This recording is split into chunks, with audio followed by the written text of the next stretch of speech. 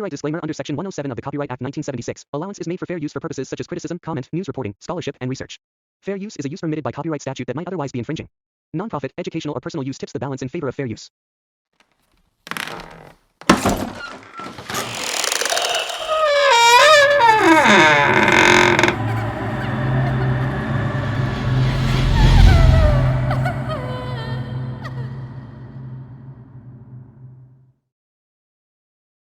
तो चलिए बढ़ते हैं आज की इस कहानी की ओर।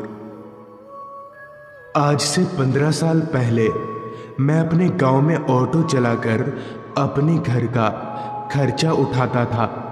मेरी कमाई हर दिन एक समान नहीं रहती थी, कभी कम तो कभी ज़्यादा। खैर, मैं ऑटो को गांव के रेलवे स्टेशन के बाहर हर रोज़ खड़ी करता और वहीं से मुसाफिरों को बिठाकर उनके बताए ठिकाने पर छोड़ आता। ऐसे ही एक दिन सुबह से ही मेरा धंधा काफ़ी मंदा चल रहा था। उस दिन मुझे एक भी पैसेंजर नहीं मिल रहे थे। मैंने अपना सारा दिन ऑटो में बैठे बैठे ही गुजार दिया। बस मुझे इंतज़ार था तो 8:45 वाली आखिरी ट्रेन का। हो सकता है उससे मुझे कोई पैसेंजर मिल जाए।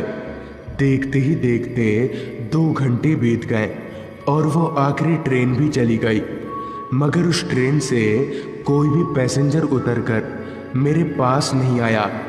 लिहाजा मैं निराश मन से ऑटो लेकर घर की तरफ आगे बढ़ने लगा। अभी मैं आगे बढ़ ही रहा था कि तभी अचानक ही काफ़ी तेज बारिश शुरू हो गई, वो भी कड़कती बिजली के साथ। खैर, मैं तो ऑटो में था तो ये बारिश मेरा कुछ खास बिगाड़ नहीं पाएगी। अभी मैं आगे बढ़ ही रहा था, तभी मुझे थोड़ी दूरी पर रास्ते के किनारे एक आदमी खड़ा दिखा, जो हाथ दिखाकर मुझे ऑटो रोकने का इशारा कर रहा था। उस आदमी के हाथ में एक बड़ा सा सूटकेस भी था और वो आदमी इतनी तेज बारिश में खड़े खड़े भीग रहा था। उस आदमी को देखकर मैं मन ही मन में काफ़ी खुश हुआ कि चलो आखिरकार एक तो सवारी मुझे मिली। मैंने अपनी ऑटो को उस आदमी के पास रोका और उससे कहा, कहाँ जाना है भाई साहब आपको? जिस पर उस आदमी ने कहा, मुझे भीमगढ़ जाना है, आप चलेंगे? जिस पर मैंने उस आदमी से कहा, भीमगढ़ तो काफ़ी दूर है और वहाँ जाने वाला रास्ता भी काफ़ी सुनसान है, चलूँगा मगर 200 रुपया लगेगा। मेरे इतना बोलते ही वो आदमी मेरी ऑटो में चढ़कर बैठ गया और मैंने भी ऑटो भगाना शुरू कर दिया। ऑटो चलाते वक्त मैंने अपनी घड़ी में वक्त देखा तो वक्त हो रहा था रात के 9:30 बजे का, जिस कारण रास्ता पूरी तरह से सन्नाटे में तब्दील हो गया था। मैंने जब अपनी निगाहें इधर उधर घुमाई तो मुझे रास्ते पर तेज बारिश के अलावा और कोई इंसान दिखाई नहीं पड़ रहा था और न ही कोई जानवर। अभी भी मेरे यहाँ से भीमगढ़ जाने में करीब 1 घंटे का वक्त लगने वाला था। तो मैंने अपने घर पर कॉल करके बता दिया कि मुझे आने में वक्त लगेगा। अभी मैं आगे बढ़ ही रहा था कि तभी RVM यानी रियर व्यू मिरर में मैंने उस आदमी को देखा। तो वो आदमी चुपचाप एक मूर्ति की तरह बैठा हुआ था, जिस पर मैंने उस आदमी से कहा, भाई साहब आप इतनी रात गए कहाँ से आ रहे थे? जिस पर उस आदमी ने कहा, वो मैं रामगढ़ गांव से आ रहा हूँ। जिस पर मैंने मुस्कुराकर उस आदमी से कहा, अच्छा हुआ मैं आपको यहीं मिल गया, वरना पता नहीं आप क्या करते। इस पर उस आदमी ने कोई जवाब नहीं दिया। मैं भी अब और कुछ ना बोलकर ऑटो भगाने लगा। कुछ दूर ऑटो चलाने के बाद मैं इस रास्ते से अलग एक सुनसान रास्ते पर आ गया, जिसके दोनों ओर बस घने लंबे पेड़ ही दिखाई पड़ रहे थे। इस रास्ते पर अंधेरा इस कदर फैला हुआ था कि मेरी ऑटो की हेडलाइट भी कम पड़ रही थी। अभी मैं उस अंधेरे से घिरे रास्ते पर आगे बढ़ ही रहा था कि तभी मुझे किसी के गुर्राने की आवाज़ आने लगी।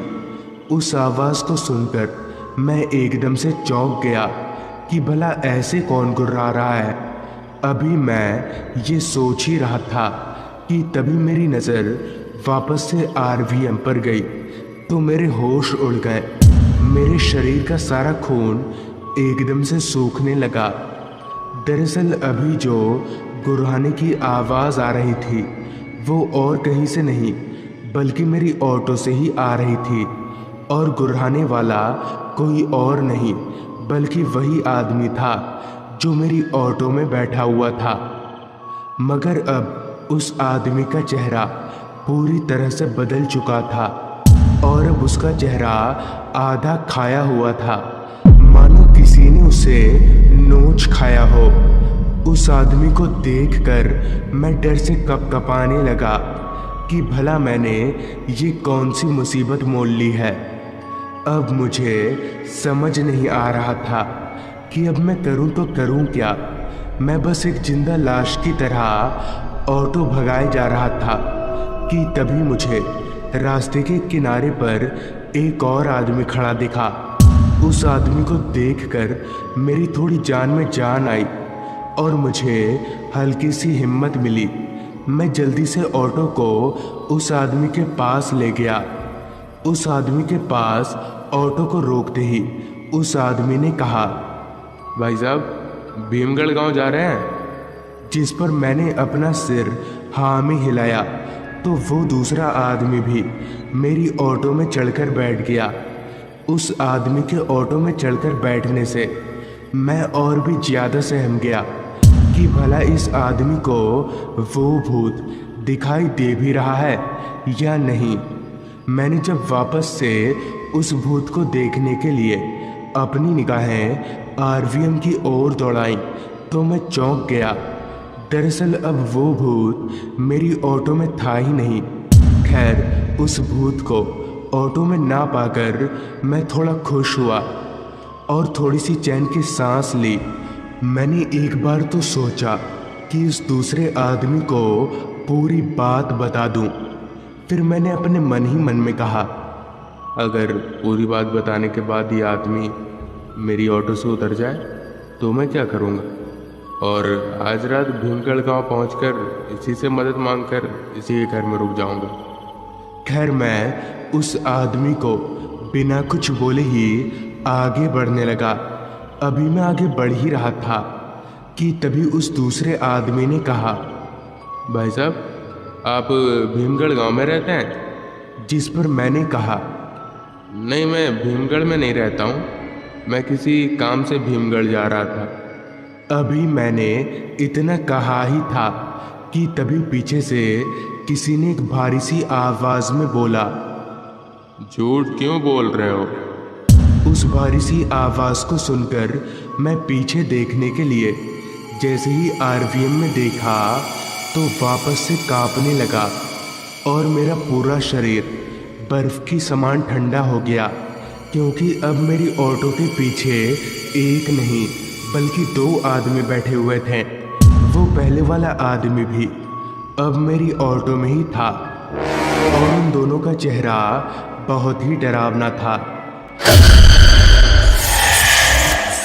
अब मैं अपने आप को मरा हुआ मान चुका था कि तभी उस पहले वाले भूत ने अपने हाथों में पड़े उस सूटकेस को खोला तो उसके अंदर का नज़ारा देखकर मैं एकदम से सुन्न पड़ गया और मुझे पता नहीं चल रहा था कि मैं जिंदा हूँ या मर चुका हूँ, क्योंकि उस सूटकेस में मेरा ही कटा हुआ सर था। ये सब देखकर मैं इतना डर गया कि मैं ऑटो को संभाल नहीं सका और मेरी ऑटो रास्ते के किनारे एक बड़े से पेड़ से जा टकराई। टक्कर इतनी जोरदार थी कि मैं वहीं पर बेहोश हो गया।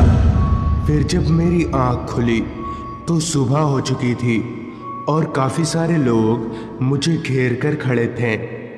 जिसके बाद मैंने उन सभी लोगों को अपनी पूरी आप बीती बताई। फिर मुझे पता चला कि आज से 1 साल पहले एक आदमी रात के वक्त अपने घर भीमगढ़ लौट रहा था। काफ़ी रात हो जाने के कारण उसे कोई सवारी नहीं मिली, जिस कारण वो पैदल आ रहा था। जंगली रास्ते पर आते ही जंगली जानवरों ने उस पर हमला कर दिया, जिससे उसकी मौत हो गई। तब से उसकी आत्मा यहीं भटकती है। तो दोस्तों, ये थी आज की कहानी। अगर आपके पास भी ऐसी ही कोई कहानियाँ हैं तो हमारे साथ ज़रूर शेयर करें।